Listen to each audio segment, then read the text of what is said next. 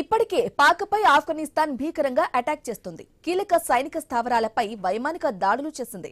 రావల్పిండిలోని పాక్ సైనిక ప్రధాన కార్యాలయానికి సమీపంలో ఉన్న నూర్ ఖాన్ వైమానిక స్థావరంపై భారీ దాడులు చేసి విధ్వంసం సృష్టించింది.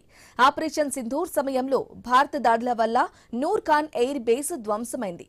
పాక్ ఇప్పటికీ దీన్ని రిపేర్ చేసుకుంటుంది. ఆఫ్ఘనిస్తాన్ సైతం దాన్ని లక్ష్యంగా చేసుకోవడంతో భారీ నష్టం వాటిల్లింది. ఇక క్వెట్టాలోని సైనిక ప్రధాన కార్యాలయంతో పాటు ఖైబర్ పఖ్తూన్ఖ్వా లోని సైనిక స్థావరాలే లక్ష్యంగా దాడి చేశామని ఆఫ్ఘనిస్తాన్ వెల్లడించింది. దాడుల భయంతో ఖైబర్ ప్రావిన్స్ లోని 50కు పైగా విద్యా సంస్థలను పాక్ మూసేసింది.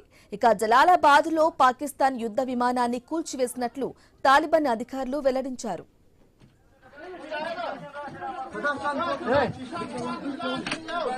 माशाल्लाह आई बच्चे से मुबारक मुबारक मुबारक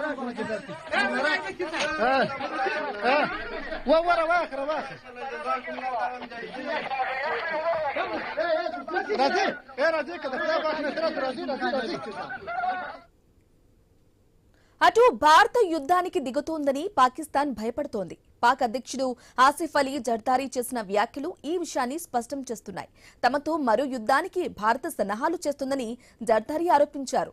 సింధు జలాల ఒప్పందం రద్దు అంశాన్ని లేవనెత్తారు. రాజకీయ అవసరాల కోసం భారత్ నీటిని ఆయుధంగా వాడుకుంటుందని అక్కసు వెళ్లగక్కారు. భారత్ యుద్ధం చేయాలన్న ఆలోచనల నుంచి వెనక్కి తగ్గాలని ప్రాధేయపడ్డారు. తమతో చర్చలకు రావాలని కాళ్లబేరానికి వచ్చారు. సింధు జలాల ఒప్పంద రద్దుతో పాక్ను నీటి కష్టాలు వెంటాడుతున్నాయి. నీటి ఎద్దడితో అల్లాడిపోయే పరిస్థితులు ఎదురుకానున్నాయి. ఈ అంశాలే ఇప్పుడు పాక్ను మరింత కలవరపెడుతున్నాయి.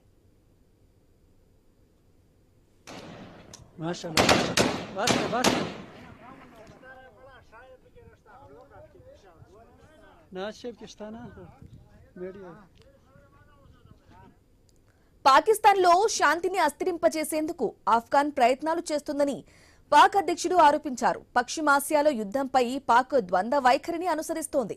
ఇరాన్పై దాడులకు పాక్ గగనతలాన్ని వాడుకునేందుకు అమెరికాకు పాక్ అనుమతిచ్చింది. అటు UAE, Bahrain, Jordan, Kuwait, Qatar, Saudi Arabia లాంటి గల్ఫ్ దేశాలపై దాడులను ఖండించింది. ఒకప్పుడు మిత్రదేశంగా ఉన్న పాక్ చర్యలతో ఇరాన్ ఆగ్రహంతో రగిలిపోతుంది. పాక్పై అటాక్కు దిగింది. అటు ఆఫ్ఘనిస్తాన్, ఇటు ఇరాన్ నుంచి దాడులతో పాక్ ఉక్కిరిబిక్కిరవుతుంది. మరోవైపు భారత్ దాడులకు దిగుతుందని దయాది దేశం వణికిపోతుంది.